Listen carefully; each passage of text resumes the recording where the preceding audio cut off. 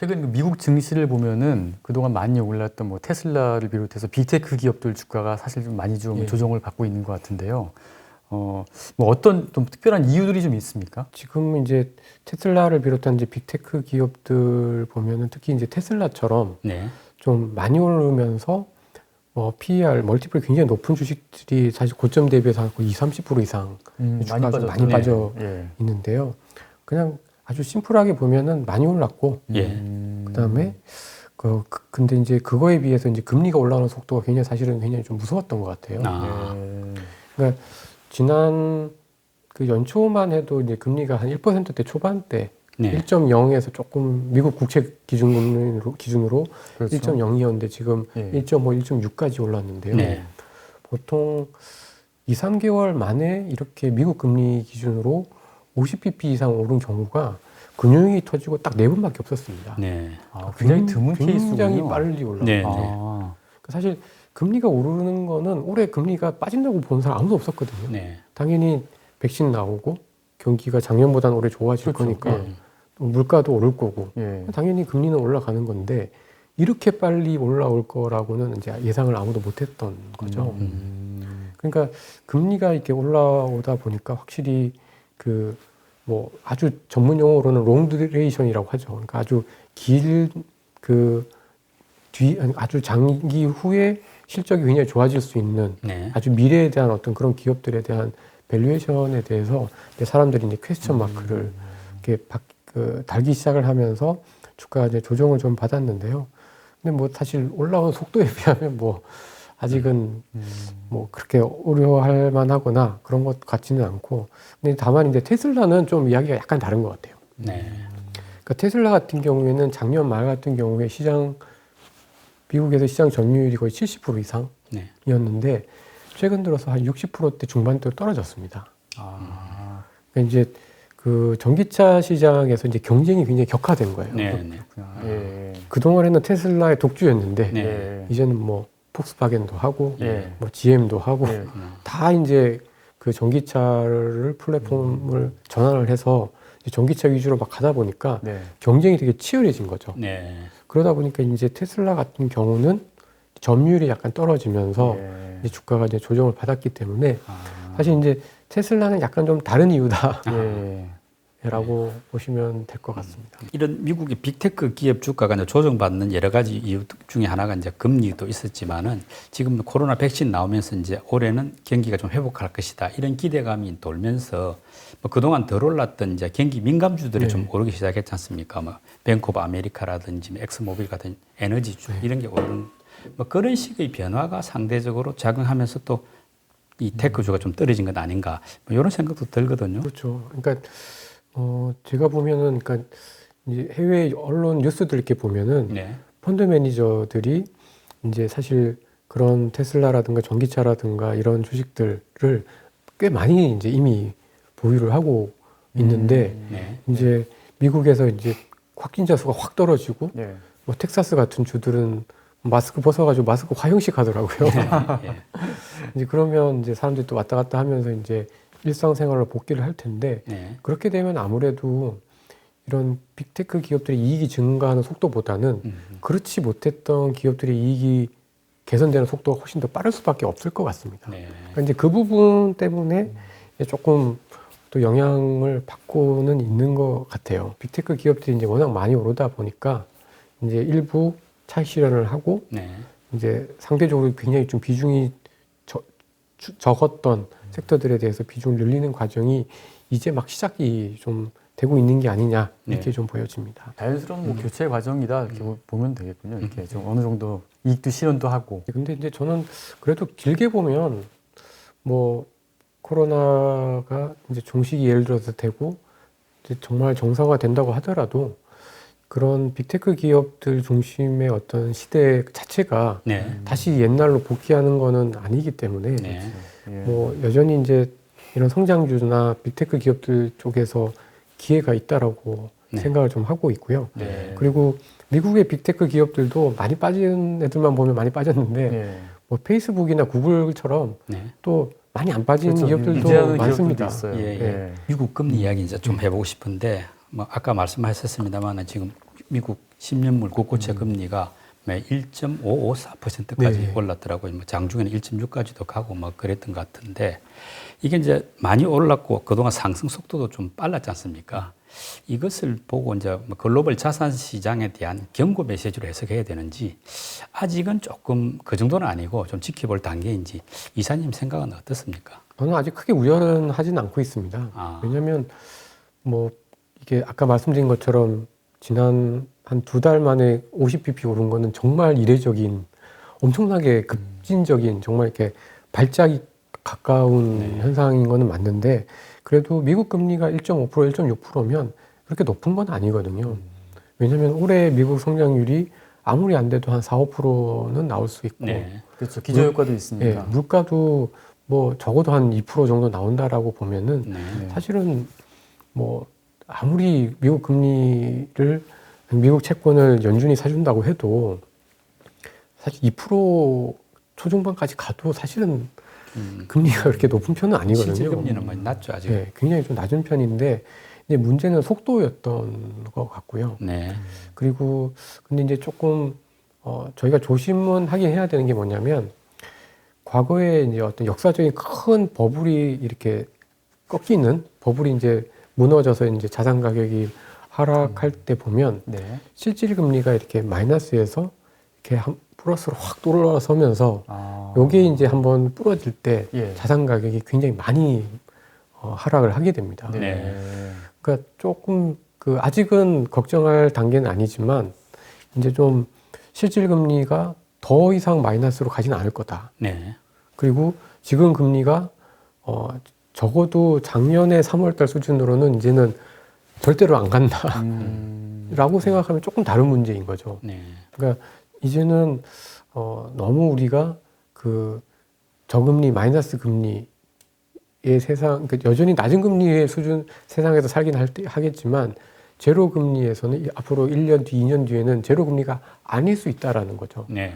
그런 면에서 보면은 사실 이제 자산 배분 측면에서 봤을 때는 너무 이제 저금리에 바탕을 둔 자산 배분도 사실 위험할 수가 있는 네. 것 같습니다. 그 실질금리 말씀을 하셨는데 그 명목금리, 그러니까 시장금리에서 기대인플레를 뺀 게 실질금리인데 그렇다면 이제 기대인플레는 계속 올라가고 있지 않습니까? 네. 그렇다면 이제 실질금리 같은 경우는 계속 마이너스로 계속 유지가 될 것 같은데 굳이 이렇게 시장에서 걱정할 필요가 있을까요? 그게 당분간은 계속 그 마이너스 금리가 될 것 같은데. 예를 들어서 연준의 어떤 통화 정책이 네. 이제 어떤 그 연준이 모든 걸 다 할 수는 없죠. 없고 그리고 이제 실질 금리를 그러니까 인플레가 높아지면 실질 금리가 낮아지겠지만 예. 이게 명목 금리라는 거는 또 물가나 실질 금리를 따라서 또 같이 움직이거든요. 그러니까 금리라는 게 실질 성장과 인플레를 같이 합친 거니까요. 그러니까 어떻게 보면 인플레를 용인한다. 그래서 인플레가 높아지면 실질 금리가 낮아지는 건 맞지만 금리 레벨 자체는 또 이렇게 높아지게 되는 네. 거죠. 명목금리가 올라간다는 네. 걸 가정을 했을 때요. 네. 그리고 아무리 연준이 이제 미국의 중앙은행이 뭐 국채도 사주고 그래서 금리를 올리지 않아도 사실은 뭐 10년짜리 국채 장기 금리, 30년 금리는 시장에서 거래되는 거잖아요. 예. 네. 그러니까 얘네들은 연준이 금리를 안 올릴수록 또는 채권을 사줘도 언젠가는 인플레가 한 3년 뒤에 뭐 인플레가 3, 4% 오겠다라고 하면 당연히 채권을 안 사겠죠. 팔겠죠. 그래서 거기에 약간의 좀 딜레마가 좀 있는 것 같습니다. 방금 이제 연준 통화 정책 이야기가 나왔으니까요. 지금 시장에서는 이제 10년물 국고채 금리가 많이 오르니까 그 오퍼레이션 트위스트를 해가지고 조금 말하자면 장기채를 매입을 하고 네. 대신 단기채를 이제 팔아서 이렇게 하면서 이제 10년물 국고채 금리를 조금 완화해 주기를 바라는 이런 게 이제 많다. 뭐 이런 뉴스들이 나오는데요.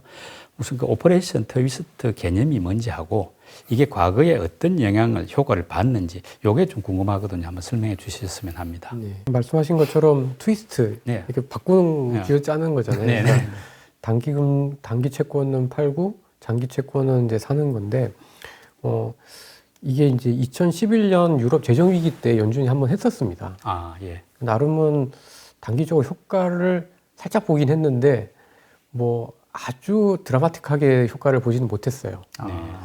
그러니까 이제 그 이유가 뭐냐면 이 오퍼레이션 트위스트라는 정책은 그러니까 장기금리 안정에 조금 더 무게를 두고 있는 거기는 한데요. 이게 왜 그냥 정말 그 시장을 안정을 시키려면 사실은 자산을 사버리면 되는 거죠. 네. 뭐 단기 채권이든 장기 채권이든 다 사면 되는데 네. 굳이 안 사면서 얘는 팔고 얘는 산다. 네. 이제 거기에서 약간 맹점이 있는 거죠. 그러니까 연준이 미국의 중앙은행이 다 사주기는 싫다. 그리고 연준의 자산이 이미 충분히 늘어났다. 네. 그러니까 총량은 변화를 안 주는 거죠. 네. 예. 그렇게 되면 사실 이거는 뭐 긴축은 아니지만 이 완화로 보기는 힘든 거죠, 사실은. 아, 그러니까 물론 이제 효과가 없진 않지만 네. 아주 강력한 통화 완화 시그널은 아닌 거죠. 네. 이제 연준은 할 만큼 했고 지금의 어떤 자산 매입 프로그램 QE 규모 내에서 그냥 내용만 바꾸겠다라고 네. 생각을 했었던 건데 2011년 유럽 재정 위기 때는 사실 이걸로 충분히 다 막지는 못했었습니다. 아, 결국에는 나중에 2011년 이후에 이제 유럽에서 이제 그 LTRO 같은 아주 강력한 통화 정책을 쓰고 또 2012년 이후에 또 그 버냉키 의장이 또 QE를 또 했었거든요. 네. 그러니까 결국은 또 했었습니다. 아. 잘 안 돼서. 그러니까 오퍼레이션 트위스트가 효과가 별로 없다 보니까 추가로 양적 완화를 더 한 거군요. 했었습니다. 예. 뭐 저는 지금은 사실은 오퍼레이션 트위스트 정도만으로도 어떤 걱정은 좀 잠재울 수는 있을 것 같아요. 왜냐하면 네. 어차피 경기도 더 나빠지지는 않고 그러니까요. 유럽 재정 위기처럼 정말 심각한 뭐 그리스가 탈퇴하고 뭐 유럽이 망가지고 이런 이벤트가 없는 상황이니까 사실은 요 정도만 해도 일정 부분 안정을 찾을 것 같긴 합니다만은 오퍼레이션 트위스트라는 그 정책의 뉘앙스 자체가 이제 연준 자산을 더 늘리기는 싫어. 이런 시그널을 시장에 주게 되면 사실 이제 뭐 좀 아주 강력한 뭐 통화 완화 시그널은 아니다라고 보시면 될 것 같습니다. 근데 우리 이사님이 볼 때는 안 할 수 있는 가능성이 오히려 더 높다 이렇게 보시는 건가요? 저는 아직까지는 이거를 할 정도의 상황은 아니다라고 좀 보여지고요. 예, 예. 그러니까 사실 이제 지금 국채 금리가 많이 좀 불안하긴 하지만 네. 금리가 오르는 거가 나쁜 건 아니거든요. 그렇긴 하죠. 그 예, 예. 모두가 사실 원했던 거고 인플레가 높아지기를 바랬던 거고 중앙은행 네. 입장에서는 금리 수준이 좀 더 높아져야 또 이자 생활자들의 어떤 생활이 또 가능해진 부분들도 분명히 있고요. 그리고 지금 보면은 1.9조 달러짜리 이제 미국의 경기 부양책이 막 나오는데 네, 네. 사실 작년 3월 달에 2조 2천억 달러짜리 경기 부양책이 나올 때는 연준이 이제 무제한 다 사준다고 했었고 그렇죠. 예. 지금은 월 1,200억 달러만 사주니까 네. 네. 사실 국채 발행 물량은 막 늘어나는데 이게 이제 연준이 사주는 거는 딱 정해져 있고 그 인플레는 올라갈 것 같고 그 약간의 이제 그 수급상의 이제 공백이 좀 있는 거죠. 네. 그래서 이거를 연준이 그냥 시간을 가지고 해결이 될 거야라고 생각을 할 건지 아니면 직접적으로 개입을 해서 오퍼레이션 트위스트와 같은 방법을 쓸 건지 이 부분이 사실은 좀 관건인데 저는 아직은 조금 지켜보지 않을까 하는 생각을 좀 갖고 있고요. 만약에 오퍼레이션 트위스트 하게 되면은 당연히 뭐 금융시장에는 호재로 아마 받아들일 것 같습니다. 네. 뭐 시장은 계속 그 요구를 하고 있는데 네. 파월 의장이 아마 3월 17일인가요? 그때 네. FOMC에서 네. 이제 네. 혹시 뭔가 신호가 나오지 않을까 다들 이제 그렇게 지금 생각을 하고 있고요. 그리고 방금 말씀하셨던 그 1조 9천억 달러 그 뭐 경기 부양책도 지금 이제 좀 있으면 집행이 될 것 같은데 이게 실제로 이제 집행이 되면은 좀 시장에 어떤 영향이 좀 있을까요? 저는 이미 약간은 이제 그런 기대를 많이 반영을 한 것 같습니다. 그래서 뭐 막상 발표가 되게 되면은 뭐 오히려 국채 금리는 조금 안정을 찾지 않을까라는 생각이 좀 들고 주식시장은 오히려 좀 좋을 것 같아요. 네. 아, 예. 이게 이번에 1조 9천억 달러짜리 이제 미국 부양책에는 또 그 현금 지급, 저희로 치면 재난지원금이 또 꽤 많이 들어있잖아요. 네. 예. 그래서 아마 이번에는 사람들이 좀 많이 쓰지 않을까 하는 생각도 듭니다. 네. 왜냐하면 이제 뭐 봉쇄도 좀 완화가 되고 백신도 맞고 하니까 이제 작년 3월 달에 그 현금 재난지원금을 미국 사람들이 받았을 때는 사실 이제 좀 저축이 많았었거든요. 네. 근데 이번에는 아마 현금 지급을 하게 되면은 저축보다는 실제로 좀 쓰면서 네. 미국 경기가 생각보다는 조금 빨리 많이 좋아질 가능성이 오히려 좀 있지 않나라고 네. 좀 보여집니다. 지금 뭐 미중 관계 보면은 뭐 나중에 어떻게 될지는 모르겠습니다만은 현재로 보면은 지금 바이든 시대 들어와서 미중 관계가 트럼프 시대 이상으로 지금 좀 경화되어 있지 않습니까? 이렇다면 이제 중국 입장에서는 이게 미중 관계 때문에 뭐 중국의 정시도 좀 부담이 될 것 같다 이런 뭐 평가 분석도 있고 반대로 이제 중국이 스스로 살아야 되니까 내수 시장 뭐 쌍순환 전략을 좀 강화하면서 내수가 커질서 또 호재가 될 수도 있다. 약간 상반된 시각이 있는 것 같더라고요. 이사님 보시기에 생각 어떻습니까? 저는 좀 좋게 봅니다. 그러니까 이제 기회가 있다라고 보고 있고 내수 시장의 확대에 대한 계기가 될 수 있다라고 저는 보고 있는데요. 네.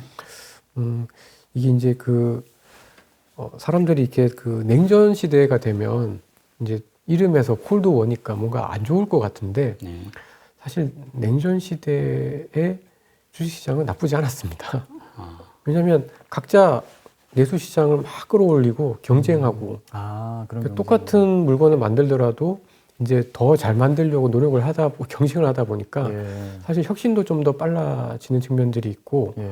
또 그 안에서의 그 내수 시장에서 그러니까 그 개방을 다 해버리면은 못 살아나는 기업들도 이제 문을 닫고 경쟁을 하다 보니까 살아나는 경우들도 있기 때문에 네. 네. 저는 기회가 된다라고는 좀 보고 있는데 이게 이제 과거에 너무 아주 옛날 얘기긴 한데 19세기에 그 독일하고 영국이 지금의 미국하고 그 중국하고 똑같았습니다. 그러니까 똑같았다는 게 뭐 규모가 똑같았다는 비슷한 근데 이제 싸우는 양상이 같았다. 경쟁의 양상이 똑같았는데요. 네. 그 영국은 지금의 미국이라고 보시면 되고 예.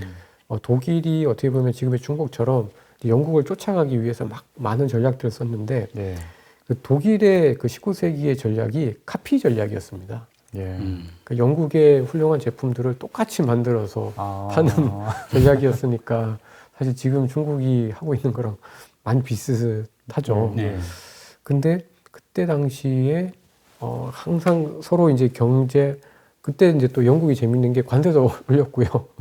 그러니까 여러 이제 경쟁의 어떤 양상들이 굉장히 좀 비슷했는데 독일 주식 시장 굉장히 많이 올랐습니다. 네. 영국 시장만큼 많이 올랐거든요. 아, 견제를 받았음에도 네. 많이 올랐군요.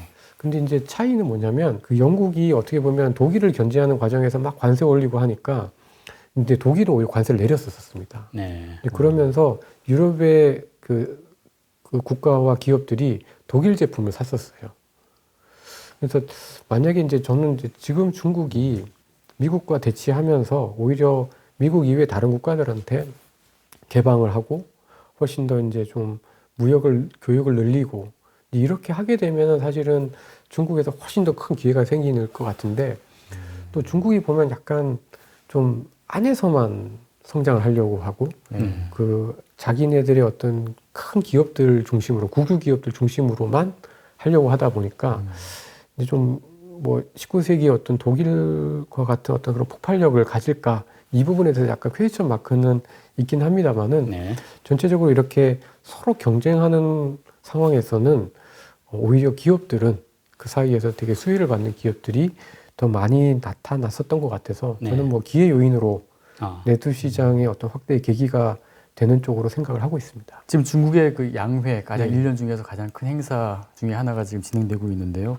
일단 뭐 중국의 경제 일단 기조, 뭐 경제 성장률까지 다 나올 텐데 그 일단은 긴축보다는 뭐 경기 부양 쪽에 좀 무게를 둘 것이다 그런 지금 그 전망들이 나오고 있는데요. 어떻게 좀 보십니까? 저는 그 의견에는 별로 동의하지는 않고요. 네. 아. 그러니까 부양을 한다라는 그러니까 이제 강한 긴축은 안 할 것 같습니다. 왜냐하면 올해 아시겠지만 중국 공산당 창립 100주년이고 네.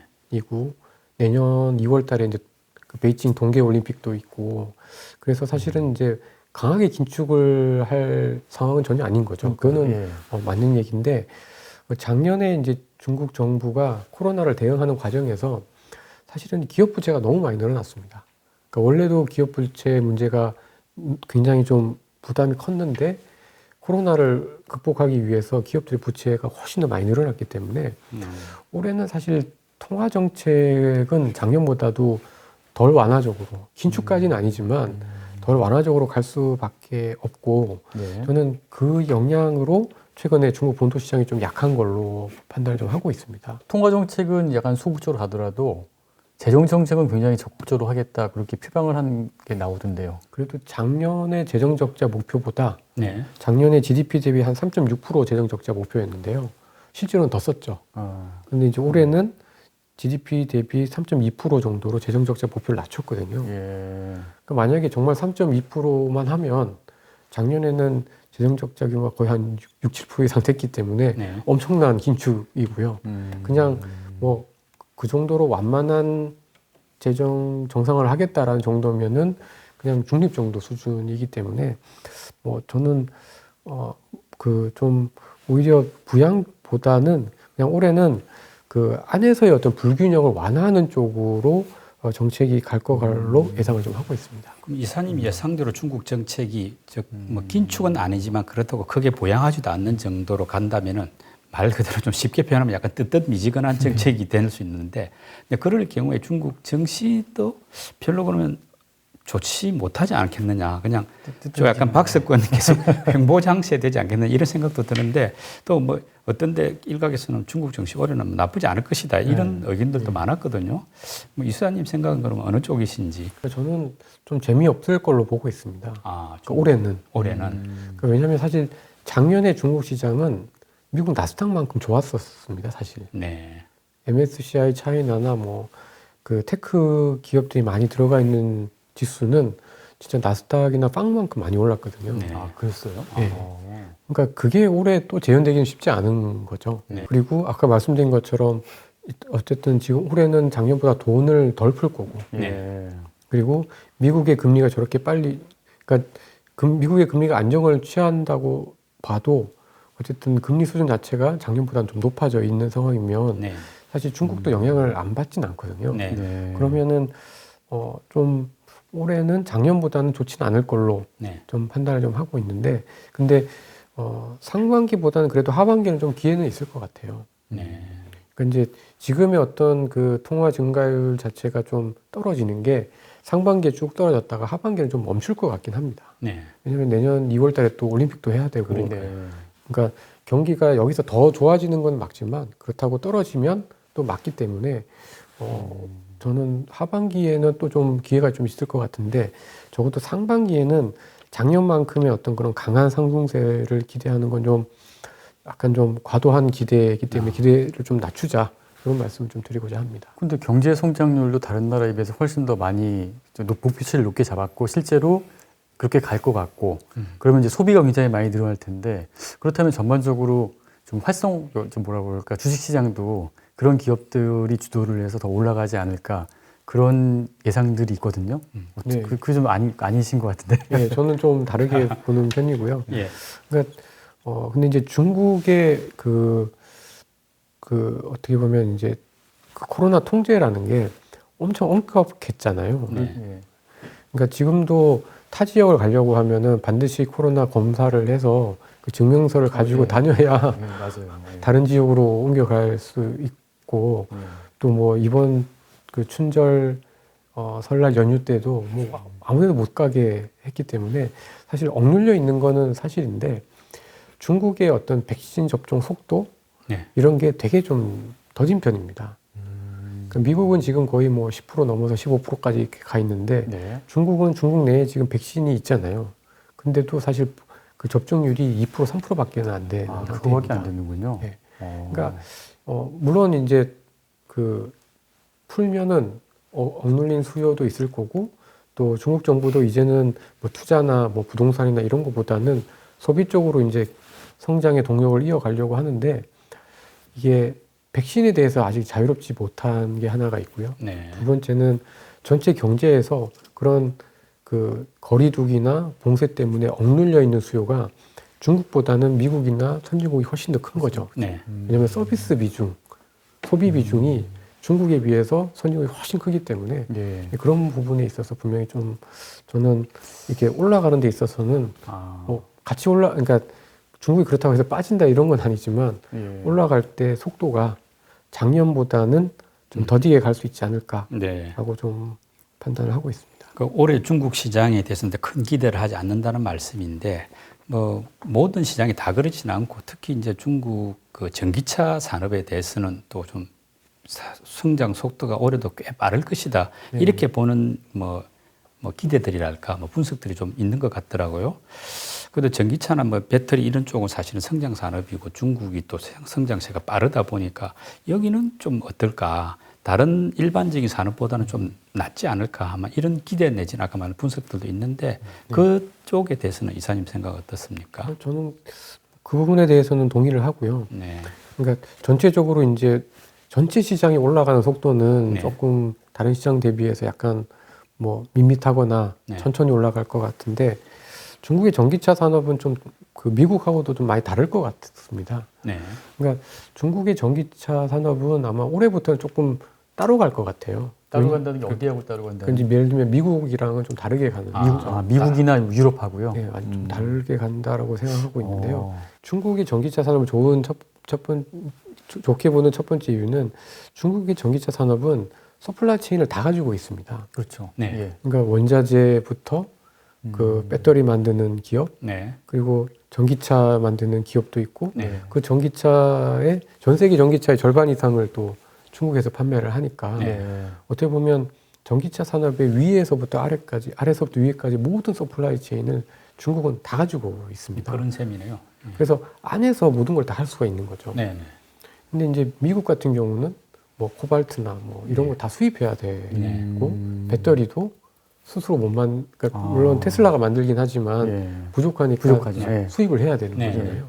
근데 중국은 다 할 수 있는 거죠. 네. 그러니까 이제부터는 중국의 전기차 산업은 그러니까 본격적으로 이제 전기차 산업이 이제 성장의 본 궤도로 가게 되면은 좀 따로 움직일 것 같아요. 전체적으로 보면 훨씬 더 중국의 전기차 시장이 훨씬 더 좀 원활하게 늘릴 수 있을 것 같고 네. 또 중국이 뭐 테슬라가 중국에서 워낙 잘하고 있긴 하지만 뭐 테슬라가 다 먹게 놔두겠습니까? 그렇죠. 자체 브랜드 키우겠죠. 그러니까요. 그러니까 그런 면에서 보면은 작년에는 이제 중국의 전기차 시장과 네. 테슬라가 이제 같이 성장했다라고 하면 올해부터는 조금 이제 다르게 움직일 가능성이 있는 거죠. 그러니까 중국이 너무 로컬 업체들이 잘하면 테슬라가 조금 힘들어지는 거고 네. 중국의 로컬 업체들이 못하면 테슬라가 계속 중국에서 마켓시어를 정하면서 더 높은 프리미엄을 받을 거고 저는 이제 그렇게 좀 다르게 움직일 가능성이 좀 있지 않을까 싶습니다. 근데 이제 미국에 상장된 그 중국 전기차 업체들의 네. 주가가 뭐 테슬라도 많이 떨어졌지만 아무튼 그 업체들도 많이 떨어졌더라고요. 떨어졌죠. 그래서 뭐 중국 시장이 그렇게 괜찮으면은 거기도 나름대로 올라왔어야 되는데 음. 이렇게 많이 떨어진 거 보면 뭔가 중국 시장에서에도 문제가 있지 않을까 뭐 네. 그런 생각도 드는데요. 중국이 지금 1, 2월 달에 소비가 생각보다는 그렇게 썩 좋지는 않습니다.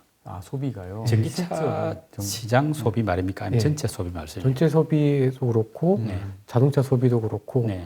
그냥 조금 이제 너무 이제 코로나 때문에 이제 규제나 왔다 갔다 하는 이동의 통제를 세게 하니까 사실 이게 좀 좋은 편이었다가 오히려 1, 2월 달에 약간 주춤해 네. 그게 반영이 되고 그런 게 영향이 좀 있었고 예. 또 뭐 중국에서도 이제 로컬 업체들끼리 이제 경쟁이 굉장히 치열해지는 거죠. 네. 예. 그러다 보니까 이제 기존의 뭐 니오나 이제 이런 중국 전기차 시장에서 좀 잘한다라는 업체들의 주가가 좀 많이 빠지긴 좀 했는데 네. 뭐 그래도 큰 업체들 한 3개, 4개 중심으로 해서 재편될 가능성이 굉장히 좀 높지 않을까라고 좀 보여져서 좀 뭐 여전히 좀 기회 요인으로 좀 봐야 될 걸로 예상을 좀 하고 있습니다. 추가해서 뭐 중국 전기차 주가 하락 요인을 말씀하셨는데 아까 계속 좋은 점만 우리가 이야기했으니까 네. 중국 전기차 산업이 이제 갖고 있는 뭐 약점이라든지 이런 쪽도 한번 설명해 주시죠. 어떤 게 있을까요? 부양이나 어떤 정책으로 성장하는 산업들이 네. 사실 이제 좀 경쟁력이 없거나 네. 정부 보조금을 뺐을 때 되게 취약해질 수 있는 리스크들이 좀 있죠. 아하. 그러니까 뭐 이거는 사회주의 국가나 이제 정부가 지원을 해주는 산업에서는 늘 나타나는 경우고, 네. 그다음에 또 하나는 이제 약간 과잉이 될 수 있는. 과잉. 예. 네네. 그러니까 이제 중국이 좀 재미있는 게요. 하여튼 중국 정부가 키우겠다라는 산업은 다 규모는 엄청 커지는데 네. 결국에는 다 공급 과잉이 생겨서 나중에는 이제 기업들 수익성이 되게 많이 망가졌었습니다. 네. 이제 그러다 물론 다시 이제 추스리고 조정하고 M&A 하면서 이제 좀 독보적인 업체들 한두 개 그만 살아남긴 하는데, 그래서 좀 그럴 수는 있는데, 근데 지금은 아직은 이제 막 공급 과잉을 막 염려할 수 있는 단계는 아닌 것 같고, 네. 이게 좀 더 진행이 되고 한 4, 5년 뒤에는, 또 한 3, 4년 뒤에는 이제 그럴 리스크들이 좀 있지 않을까라고 네. 좀 보여집니다. 유동성 장세에서 실적 장세로 넘어가는 과정이고 그 과정에서 이제 기간 조정이다. 이렇게 좀 정리를 할 수 있을 것 같고요. 실적 좋은 기업들을 잘 주목하시기 바랍니다. 오늘 그 핵심을 잘 짚어주신 허재환 이사님 감사드립니다. 네, 수고하셨습니다.